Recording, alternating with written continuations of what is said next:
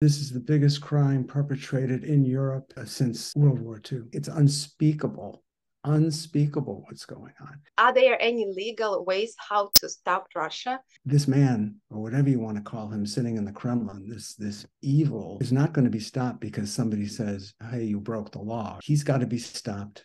They've got to be stopped. That country has got to be stopped by sheer force of power. Russia is a terrorist state. They can't win militarily. What they're doing is they're attacking the people. When we add the fact that they're going after them because they're Ukrainian, we have a crime of genocide. How many more children must die in Ukraine for Russia to be recognized as a terrorist? Or there is no connection? It just depends on money. This is like standing by and watching the Nazis round up people back in the 30s and 40s and doing nothing. Meaning defeating Russia means not only defeating them militarily, but also defeating this culture of hate and misinformation. Hello, ladies and gentlemen. This is your Ukrainian guide, Elena, and in this interview, I have a great pleasure and honor to talk to David Leopold, who is a famous American attorney. And I have so many questions for you, David, and I'm so happy that you found time for our little YouTube channel. We need so much of explanations from you. Well, I'll do what I can. I mean, I have great respect for the work that you've done. And, obviously, I'm in awe of the Ukrainian people and how they're defending their homeland. And I just hope that peace comes on Ukraine's terms as soon as possible. Thank you, David. My first question is about the tragic event that happened in Ukraine yesterday. A Russian missile hit a residential building. The apartment block is exactly the same that I had, like my home in Kiev, in Ukraine. People were just, living there, and their home was ruined, and at least 12 people were killed. Dozens were injured. How do you call this act from the legal point of view? I mean, it's covered by so many. Well, it's illegal. It's a war crime. I mean, we can categorize it under any number of the international conventions. It can be defined as a crime against humanity, part of an ongoing terrorist attack on a country, unprovoked by Russia, which has been ignoring even the protocols, the international protocols that it has signed. What's going on here is an ongoing crime of aggression against the country, against the people, against the children, against the culture of Ukraine. We see it in terms of apartment blocks being destroyed, children being raped and kidnapped, and women being abused and kidnapped, and all elderly people being shot in the head. It's unspeakable. And this is the biggest crime perpetrated in Europe since World War II. There's no justification for it. Clearly, the Russians, thankfully, not able to stand up to the Ukrainian military. They've been outsmarted at every turn. They have been outplayed. The folks in the Ukrainian military, the men and the women, are fighting for their homes. That's the difference. And the Russians didn't expect this. So they can't win militarily. What they're doing is they're attacking the people. And that in and of itself, it's a crime against humanity. To make life untenable, to go after civilian populations. And when we add the fact that they're going after them because they're Ukrainian, we have a crime of genocide. I'd like to talk in more details about the genocide, but first, let's talk about terrorism. You used this word. If it's terrorism, why do you think, for example, the United States of America, this is where we are right now, haven't recognized yet Russia as a terrorist state? I think they should, first of all. Russia is a terrorist state. I think the reason they haven't is all political. It boils down to the ramifications of what would happen if Russia's technically designated a terrorist state. It would have impact on Russians who are in the United States, Russians who want to come and study in the United States. There's all kinds of impacts and ramifications when a country is designated a terrorist state. I think the circumstances are there. Clearly, we've got sanctions in place, but there's no reason why the country of Russia, including the citizens of Russia, which would be affected if the country was designated a terrorist state, shouldn't be affected. I'm sorry people talk about, especially in the US media, about the individual Russian population. They have a choice, and the choice is to stand up and do what's right and overthrow this government. If they want to sit peacefully and take it, then they're going to suffer the ramifications. No sympathy is what I'm saying. And so I do think that it is something that the United States government should consider and take that next step. They've walked up to it. The president, Biden, who, by the way, I think has been amazing in his support for Ukraine. They've walked up to that line. They haven't crossed it, but I think they may. I think that time is fast approaching. What will be the reason when they cross this line? Is it one more act of terrorism? I mean, how many more children and people Right. must die in Ukraine for Russia to be recognized as a terrorist? Or there is no connection? It's just depends on money. I think some of it does, cynically depend on money. It depends on international relations. It depends on our relationship with our NATO partners. And I think it's a question that we need to keep asking President Biden and members of the administration and also members of Congress. This is like standing by and watching the Nazis round up people back in the 30s and 40s and doing nothing. I mean, I'm not saying the U.S. is not doing anything. We're obviously supporting Ukraine militarily and as much as possible so far, culturally. But there's more we can do. And it certainly is a question that it certainly is a step that needs to be taken. I agree with you. What is the question? How many more children have to die? How many more children have to be taken from their parents and kidnapped and sold off or adopted off in Russia so that they can end the culture, the Ukrainian culture? How many more elderly people have to die in assisted care living homes, children in orphanages? Hospitals have to be destroyed before we say, yes, this is a terrorist state. You don't have any argument for me on that. I think it's a step that we should have taken long ago, back in the spring, but it needs to be taken now. So I wish I had an answer for you as to how many more. Unfortunately, then it becomes a political question, and politics doesn't always coincide. I'm putting this, I don't mean to be flippant about it, but politics does not always coincide with morality. Very hard to me to hear this. I'm quite a naive person, a very simple. My word is still ponies and unicorns, despite this war. In the beginning, I believed that nothing like this could ever happen. Then when it started, when Russia attacked, I believed that the whole world will stand up and stop it because it's too terrible, it's too unfair. And like we have kind of international police like NATO, or we have some other countries who guaranteed Ukraine its sovereignty and territorial integrity. Yes, we remember when nuclear weapons were taken away, when Ukraine said we do not want nuclear weapons in our country, but we need guarantees of safety. And Russia and the United States were among the countries who gave these guarantees to Ukraine. Then I believed that Russian people will stand up against their government because their government, their president is doing such a cruel thing. But it turned out that the sky over Ukraine wasn't closed. It turned out that Russians didn't stand up. Moreover, the majority of population, they support the war. They like what's happening. And it's very hard to understand. It's very hard to understand that if someone like in any normal country, if someone comes to your apartment, your neighbor, and rapes your wife, kills your child, or rapes your child and then kills, tortures your parents, and then says, I want one of your rooms to live in. And you call the police, and the police says, well, you have to negotiate with this person. Oh, yeah. Maybe you have some compromise with this person. Maybe you let him live in your bedroom. Maybe you will sleep on the sofa instead. Maybe it's okay, because this guy, he has such a big weapon, which is nuclear weapon. So we are afraid of him. So you'd better give some part of your apartment to him. It's very naive, probably, view on these events. On your opinion, are there any legal or possible ways how to stop Russia, and who should do this? Well, I mean, we can talk legal ways. I mean, Russia is in violation of all the norms, whether they're legal or whether they're moral or whether they're customary. Russia is in violation of the various laws of the Geneva Convention, a violation of the Rome Statute, which prohibits crimes against humanity, is in violation of the laws that govern the International Criminal Court in The Hague. I mean, we can go on and on and on. It is, and there's no question about it. I mean, it's not like there's even an issue. It's been documented. It's been geolocated. what's happening this week in Dnipro, what happened in Bucha, what's going on in Kherson, the destruction of the cities, the tragedies, the horror in Mariupol, and the theater, the bombing of the theater when they had children written across the top of it. I mean, I could go on and on. You know these better than I do.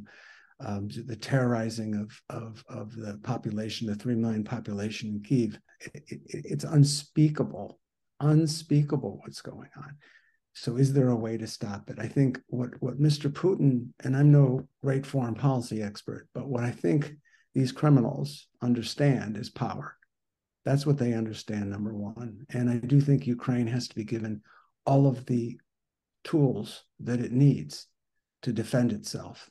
We ought to be giving President Zelensky everything that he asks for, because I firmly believe that he's not asking for anything he doesn't need. I think the U.S. is increasingly going in that direction, but they need to go faster, because every day we wake up and more people are dead. Every day we wake up and more children are dead, or more children have been taken from their families. Every day we wake up and another hospital is destroyed, another school, another museum, cultural heritage is either destroyed or looted.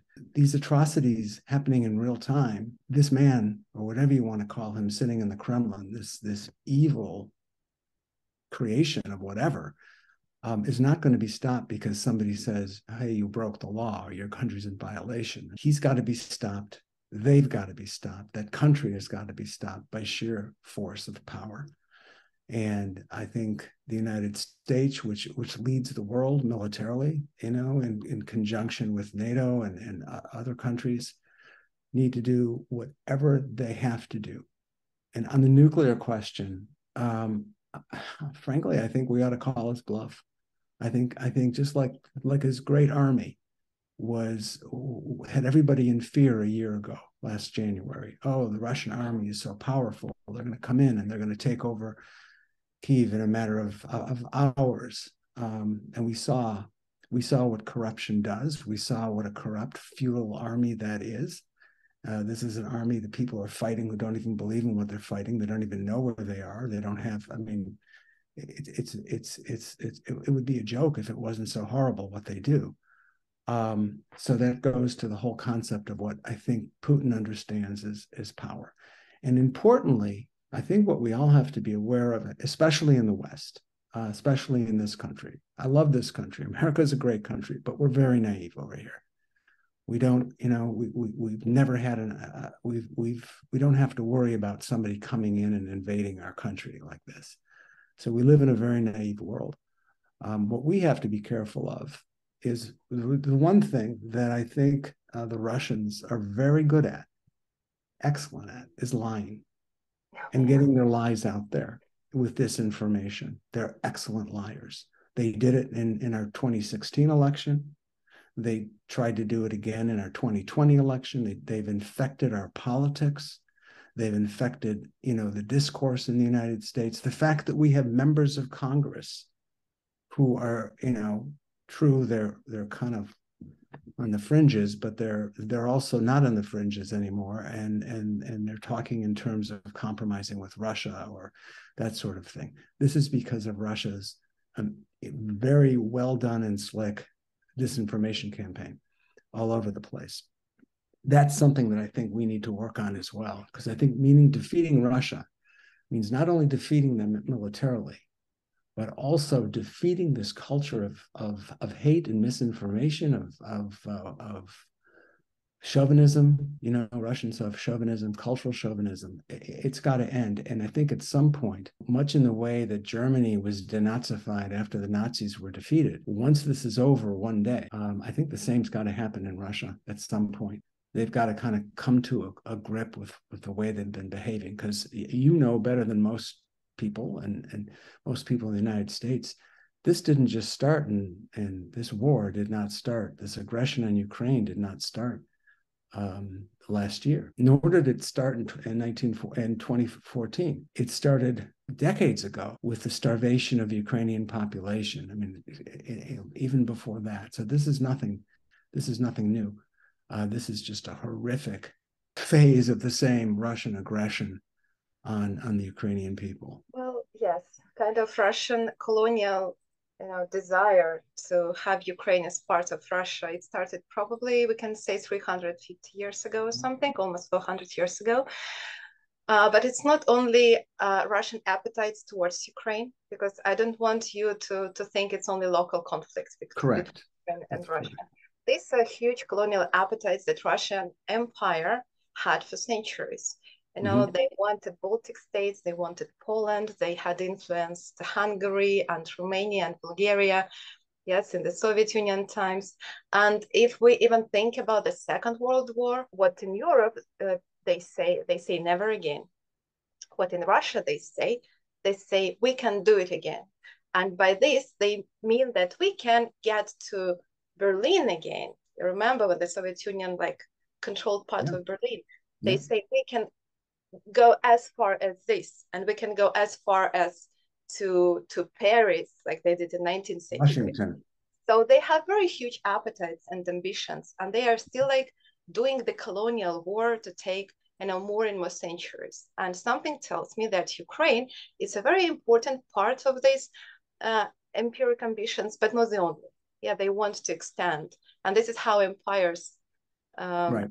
function. I'd like to come back a little bit and make it clear. So there are no international legal instruments to stop Russia by negotiations in this situation, arguments. There is only one way, this is the force. And for now, this is only Ukrainian people who can apply this force. But for Ukrainian people to be strong enough, we need international support. And which is this support? This is weapons. Without these weapons, we can't defend our country. Correct. And so this is the way. Now, I don't know how this war will really end, but my vision is that Ukraine will defend itself. Ukrainian all territories will be liberated, including the east of Ukraine and Crimea. Yes. Russia will come back to its borders. And yes, all wars, they end with negotiations, even the Second World War. But my point of view, it will be not for Putin and the other criminals to be part of these negotiations. These guys will have to go to prison, and Russia will have to pay back what they have ruined in Mm-hmm. Ukraine. Correct. Do you think it will be possible? Or again, I'm very naive looking at this. Of course, it's possible. My father is a refugee of Nazi Germany and fled the Nazis with his family 1938, one of the last, just before Kristallnacht. My father received a pension or a payment, not a lot of money, but some payment from the German government, till the day that he passed away. Those were war reparations. And, many people who were the victims of Nazi Germany received reparations. And I think the same holds true for what's happening now. I think you're right. I think Putin is out of the calculus. Putin's got to go. How he goes, what takes him down, I don't know. I'm more concerned about Ukraine winning and Ukraine taking back its country, the Donbass, like you pointed out, Crimea, all of what is Ukraine. Russia's formulation, whatever it's going to be post-war, is something that it's difficult to conceive. But I do think that there has to be accountability. We can't just end, this war just can't end and then forget and go on and rebuild Ukraine. Of course, Ukraine's going to have to be rebuilt. No question about that, with aid from the West. But accountability. I mean, these war crimes there has to be justice. And there has to be justice for more than just the low-level troops that may have pulled the trigger, as horrible as that is. There was that one Russian tank commander in Kyiv that was tried and convicted of murder. I think he shot a 62-year-old civilian in the head, and they tried him in Kyiv and convicted him, and then on appeal sentenced him to life. And then on appeal, I think it was reduced to 15 years or so. What about the commanders? What about Shoigun? What about Putin? What about the criminals that are sitting in the Kremlin and war planning this out? What about the people from Wagner Group? All these people have to be held to account in much the same way that we saw the Nazis sitting in the dock at Nuremberg post-war. This is what we need to see. And whether Putin survives it or not, he needs to be there. He needs to. It's the same legacy as I mean, I hate to make comparisons of different parts of history, but this is a genocidal war against Ukraine, against the culture of Ukraine, against the language of Ukraine, against the very existence of the Ukrainian people as a distinct entity, as an independent nation. And we call that genocide. The transfer of children, clearly a genocidal act. And I could go on and on. That has to be accounted for. All the war crimes, the aiming at civilians, everything that they've been doing, everything that's been documented that the Russians have been doing. And we can't just stop with a few soldiers who did it. I mean, as bad as they are, I do not excuse the "I was following orders" excuse. There's no such excuse. Everybody has a choice. And to your point, these people, part of reconciliation at some point in the future, we're talking probably years from now, is an accounting by the country of Russia, whether it's some sort of a permanent sanction, whether it's, war crimes trials. Hopefully there'll be war crimes trials. The only reason I hesitate there is because we have to get these people in the dock first. Some of them will get, others maybe not so easily. But there's no question that the world has to bear witness to what happened in the form of a trial. I mean, the various war crimes trials that we've held, I mean, the most famous, I think, is probably the Nuremberg trial, which set the standard. But the other trials that we saw were Rwanda and what happened in Serbia and Bosnia, I should say. Some of those war crimes, or Milosevic, they teach the world what can happen and what should happen when a perpetrator, when a tyrant decides that he needs to hold on to power or expand power or, kill civilians in pursuit of a personal or national ambition. That just cannot be tolerated by the world and by civilized human beings. And we are all living real time through watching one of the great horrors of human history, in my view, and that we have to hold these people to account. Yeah, this is like what I wanted to add, that unlike in the middle of the 20th century, today no one can say we didn't know. Correct. No excuses now. It's all documented. There are, technical tools to detect who pressed any button, who gave the order, Yes, and everything. that's correct. You Correct. used It's almost like, and I'm sorry to interrupt, but you're right. And it's almost like as if, we were watching Treblinka or Auschwitz, that kind of, mass killing in real time. And we can geolocate it, and we know what's happening. We know what's real. We know what's not real. And we know that this is genocide. You used this word already so many times, but again, I have a question: why it is not recognized by the other countries as a genocide? Why Putin is not the most wanted criminal? Again, is it because of the same thing, politics and money? We see Well, genocide happening right now. It's and I will ask you. I'm sorry, I interrupted. no, What are criteria to call it a genocide? yeah, Yes, yeah, and why is that's it where not? we should start. I mean, the statutes are very specific, and genocide is, when somebody, I should say, a government, any act with the intent to destroy a national, ethnic, racial, or religious group. So the intent is to destroy a distinct group, ethnic, racial, religious. And what are the acts? So you have intent, we want to destroy, and it's against a specific group. Killing members of the group. There's no question that this has happened here. Ukrainians are being killed because they're Ukrainians. causing serious bodily or mental harm to members of the group. Think of I mean, we're talking about the physical horrors. Think about the psychological horrors that, Ukrainians, wherever they are now, or whether they've been dispersed, how many millions have had to leave their home? How many millions have had to flee for their temporary safety in another country, longing to go back? I mean, right there. These are genocidal acts, deliberately inflicting conditions calculated to bring about physical destruction in whole or in part, right?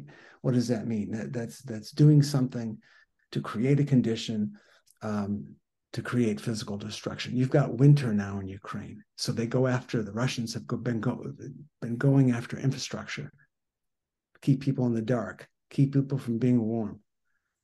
The press reports that, oh, well, this is because they want to demoralize the Ukrainian people. Of course, they want to demoralize you, but they also want to kill the Ukrainian people. And one way to do that is to cut off heat in the winter. Some people will be, hardy enough to survive. Many will, but then others won't. Little babies, older people. This is an act of genocide. This is an act of genocide because the intent is to destroy the people, and to destroy the people because of who they are. It's not an easy thing to prove, of course, in court, but this is the reason that the term genocide is reasonable under these circumstances. The one great example that we've heard about, I think President Zelensky has referred to hundreds of thousands. This is back in June, and I don't know the numbers. I don't think anybody really knows the numbers of children that have been taken from Ukraine and transferred to Russia and put up for adoption or wherever these poor children, but taken from their parents, or even the orphans taken out of Ukraine and relocated to Russia for God knows what, whether they're just being held there or whether they're being adopted to Russian families so that they become Russians themselves and learn Russian culture. The forcible transfer of children from one group, Ukraine, to another group, Russia, is an act of genocide, period. Right there. That's genocide. We tend to think of genocide as the horrors of the Nazis in World War II. And yes, of course, that was genocide. Or what happened in Rwanda, or some of the other horrible examples. But what's going on here right now in real time is genocide. And I think about those children. I guess that is one of the things. I mean, there's so much to keep me up at night about this war. But the children, anybody who has children, thinking of your child not, being taken by these people and what's going to happen to your child. It's an act of genocide against the child, but it's also an act of genocide against the parent. Because as we saw before, causing serious bodily or mental harm to somebody is an act of genocide if it's meant to destroy the group. So there's wide latitude here based on the facts for charges of genocide. You'd have to prove that this was the intent. But I think, objective evidence suggests that it is. And, I think about the separation of children. We had our own experience in the United States in 2018 with separation of children at the border. And that was done for domestic political reasons. And I think you can argue that they intended to return these children. I won't get into that. That's not what we're talking about. But the point I'm trying to make here is you had several thousand children that were taken at the border. And as far as I know, to this day, not all of them have been reunited. And that's when the U.S. government has been court ordered to do so and has been trying to do so. Point is, they're never going to be able to reunite hundreds of thousands of children with their parents in Ukraine because the Russians, I'm sure, have not kept appropriate logs in who they are, where they come from. How on earth do you reverse this? That sits with me. Because that's an ongoing genocide, which is going to occur long after this war is over with. David, why are they stealing Ukrainian children? I'm sorry? Why are they stealing Ukrainian children? Well, I think the answer is because if you take the children, you take the culture, you take the future, right? Because if you don't have children, nobody is going to grow up to be Ukrainian. And the culture dies. The Nazis did the same thing. I mean, the Nazis, at all those camps, there was no issue. They didn't say the children didn't survive. They went right to the gas chambers. It's the same concept. You've got to get, the criminal, the perpetrator, the war criminal, the genocidal criminal thinks in terms of extinguishing the population, and that's one way to do it.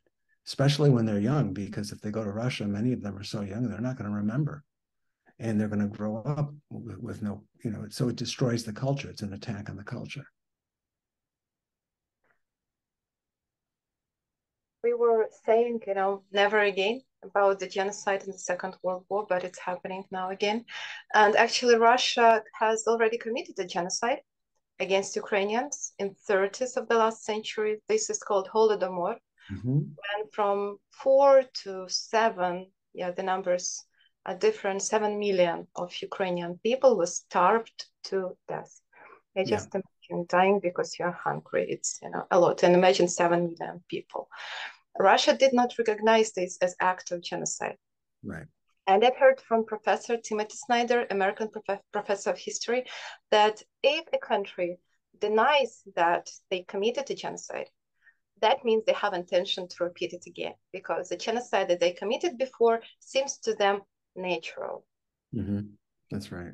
And this is why it's so important right now, to document and to recognize that what is Russia doing right now is a genocide.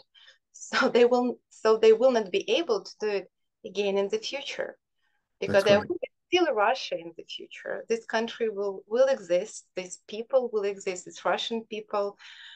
How on earth do we denazify them, de-Russify them? The Russians, we call it Russism, not Nazism, but Russism right now. This is how we in Ukraine call this kind of new Russian policy. How do we fix it? What's wrong with their society, with their morale? That's a question that's probably too big for me. I mean, I can't conceive of how to fix that culture.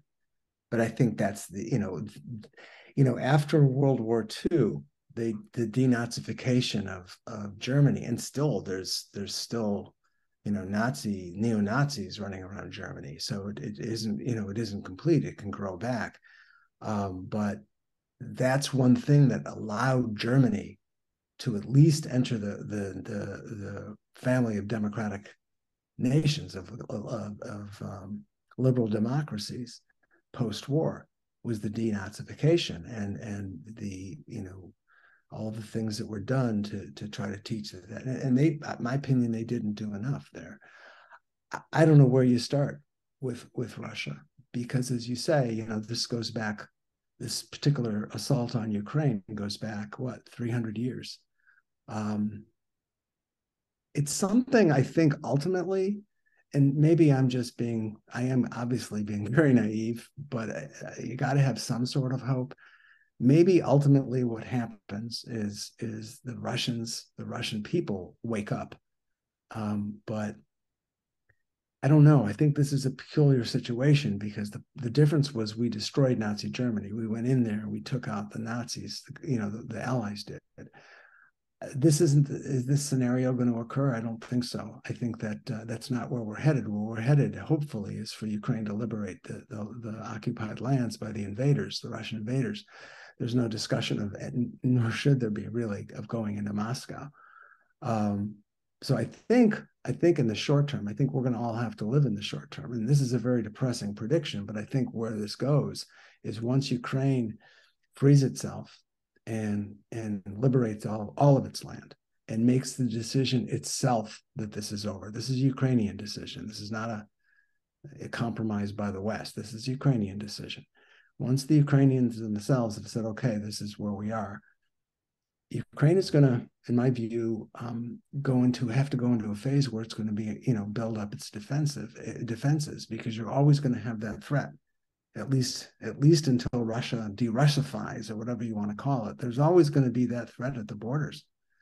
And there are other countries that live under the constant state of an armed conflict. Uh, that may be, unfortunately, the next phase of Ukrainian existence, and that would, involve, they do have a very good military, clearly, but that's going to involve living as in a defensive nature, while rebuilding. It can be done. I mean, certainly Ukraine has the brain power to do it. It's already, pre this war, was leading in things like IT and other areas. It has the natural resources to support itself, obviously, because it feeds the entire world. It feeds the world substantially. I mean, Ukraine is an amazing place and will rebuild itself. The question is, what happens to Russia? I wish I could say, you know what, they're going to learn their lesson here. And they're going to look back and say, well, Putin was a criminal and a war criminal and a thug, and we need to do better. I would never make that prediction, unfortunately. I have a feeling that um, Ukraine is left alone with Russia, and that we are. I again, I'm so sorry to sound like ungrateful. I remember that we received a lot of money and a lot of weapons already. Yeah, I know and I appreciate. But still, even like in this what you are saying right now, like Ukraine has to build its defense. Yes, it's obvious. Yes, of course. But when we look back at the genocide that Nazi Germany committed and the densification of Germany, this was not like only Poland who was denazification of Germany. Yeah, there were many countries involved in this.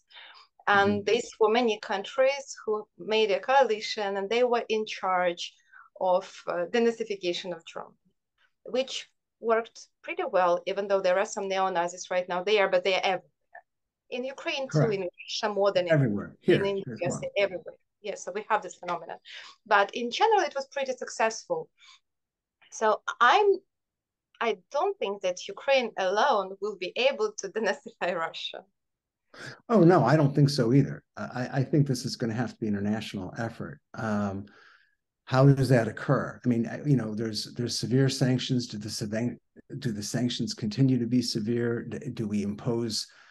Obviously, we've talked about reparations. We've talked about holding Russia to account financially, morally, criminally.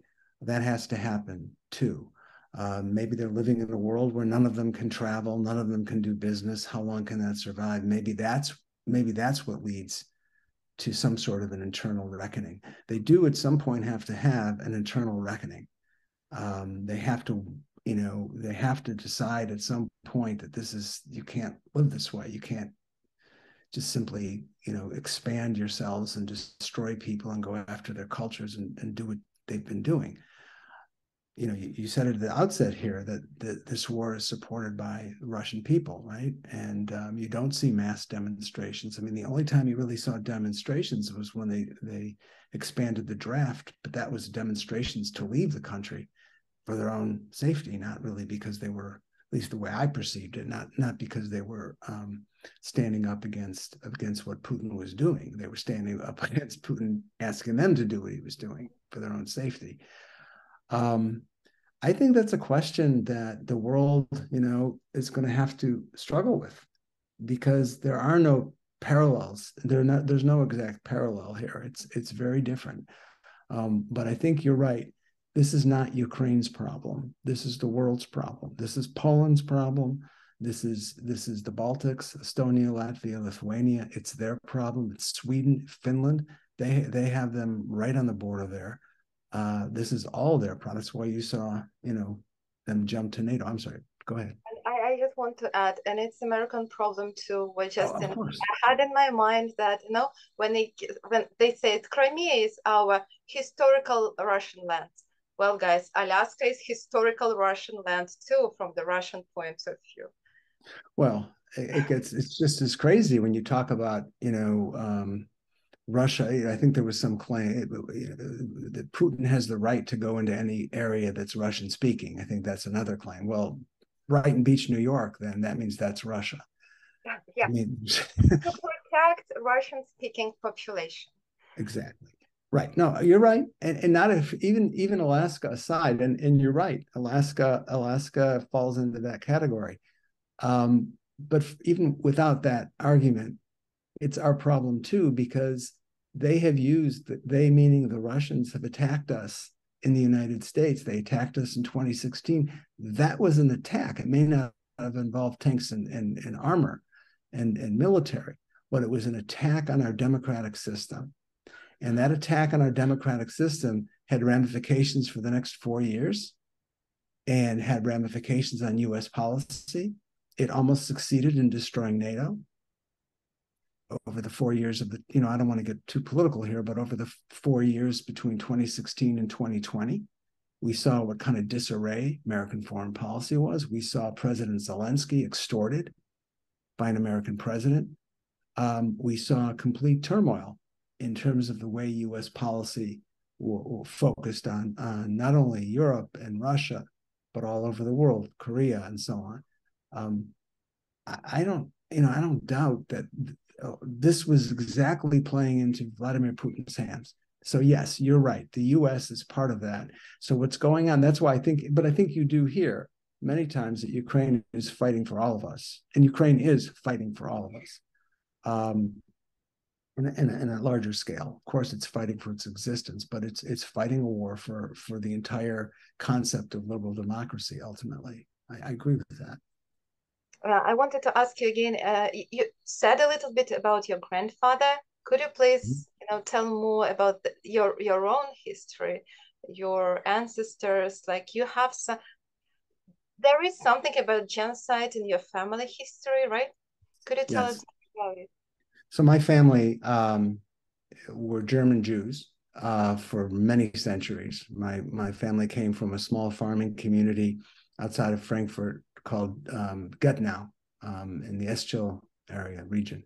So it's right outside of Frankfurt. My grandfather, my father's father, was a nationalist, was a very proud German, was a flyer, one of the first Jewish flyers in the world, was a flyer for the German Air Force in World War One, was shot down over France. But that was 1918, and then 1930s he no longer was. Slowly his rights were taken away, and the family's rights were taken away. My grandfather was smart enough to recognize what was going on, and he arranged for most of our family in Germany to go to Israel, which is where most of my family lives today, because my grandfather was very successful in getting everybody out early. My grandmother did not want to be a farmer, which is what you had to do in Israel. And she had some brothers in New York, so they came to New York. So that's how my father wound up in the United States. My father was born in Germany, obviously, escaped the Nazis with his parents. It was a very harrowing escape, literally, moments before the Gestapo came to arrest my grandfather. They were out of the country. Came to the United States. My father then enlisted in the United States Army in World War II. And my dad fought in the most decorated battalion, or most decorated platoon in the U.S. Armed Forces in World War II. That's how we wound up in the United States. So I'm one generation removed from a family that fled, the kind of terror that you're seeing today in Ukraine. It was a little bit different because at that time they left knowing that they weren't going to go back. There was no dream of going back to Germany at that point because of what had happened and what was going on.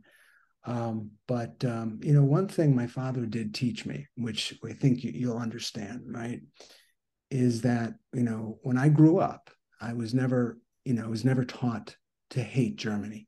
I was never taught that. Never taught to hate the German people.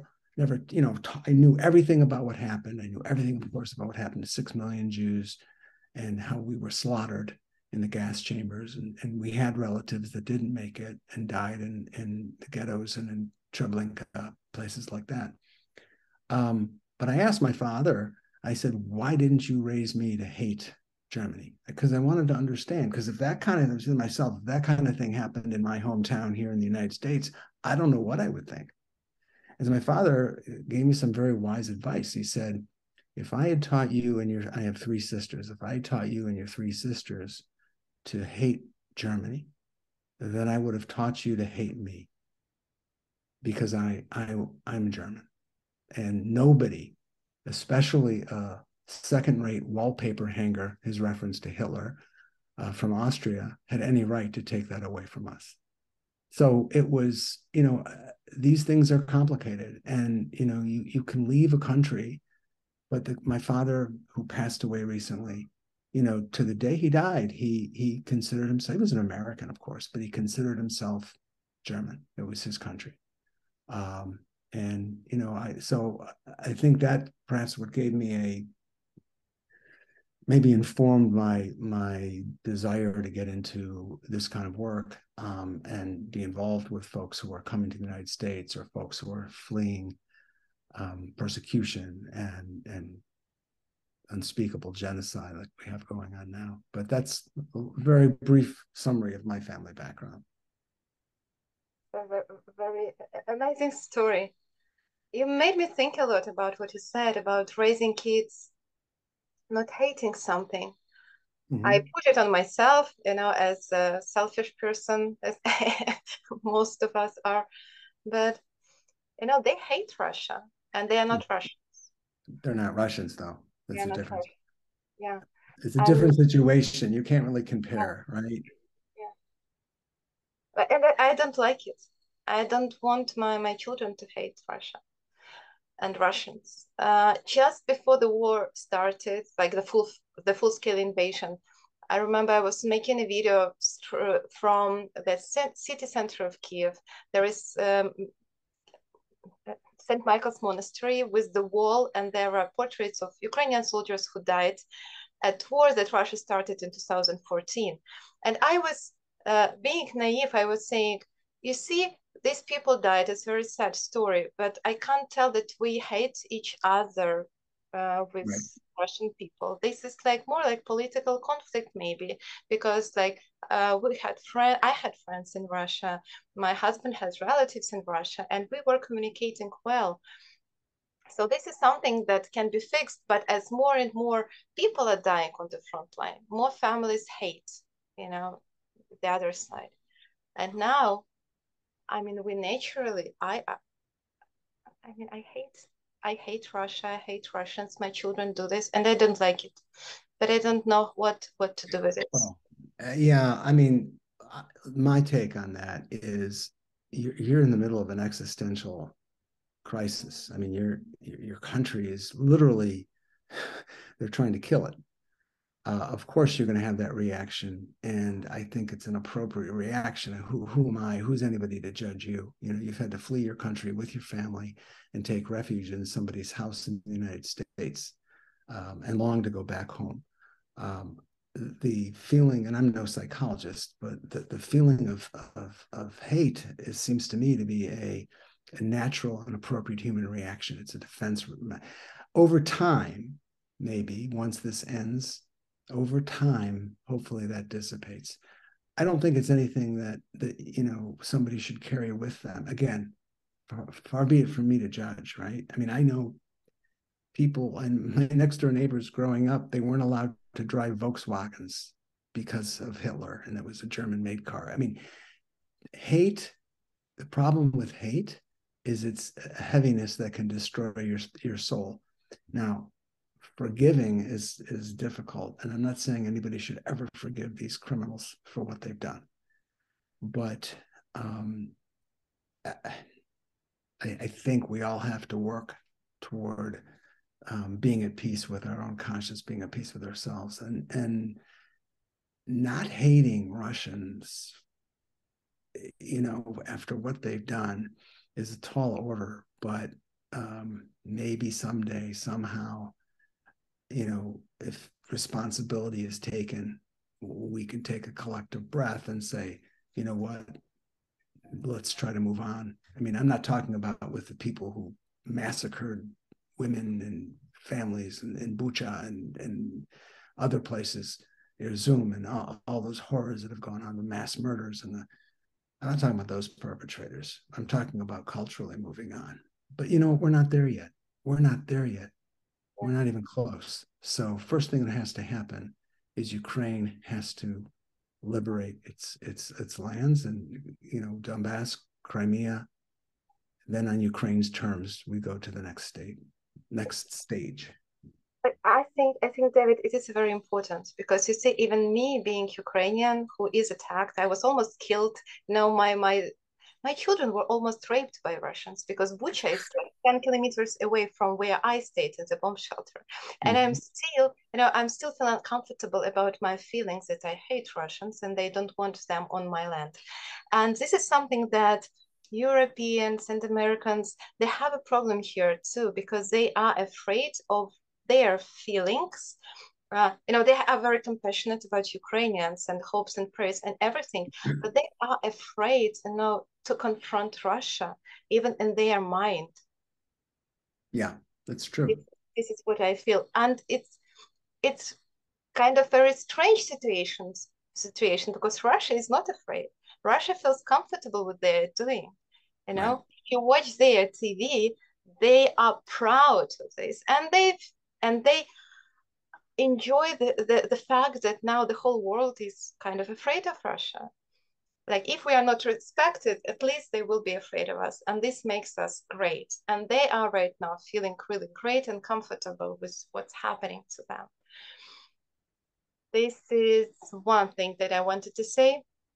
Another one about forgiveness, yes, and how to move forward after this. And like we were talking about Germany, Germany recognized the genocide against Jews and asked for forgiveness, took Mm-hmm. responsibility. And we saw German politicians who were not, of course, killing themselves, the next generations, because all guilty were punished, and we still have people prosecuted for those crimes, yes, that happened almost a century ago.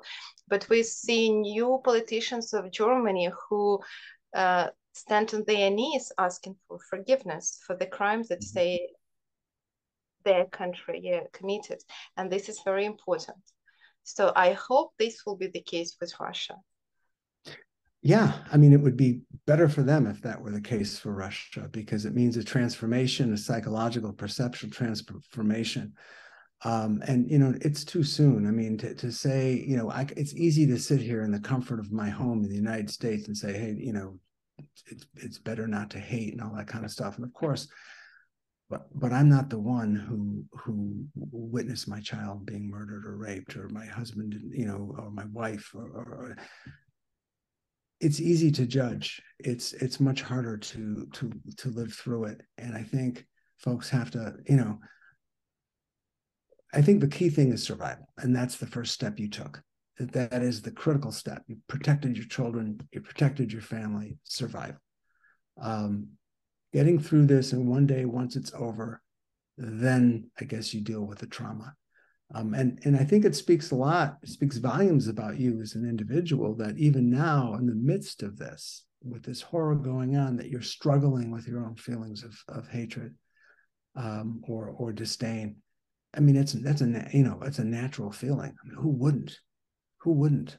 But the fact that you're questioning it shows that, the compassion in your heart and the purity. And that's something that I think, that's what I would hold right now.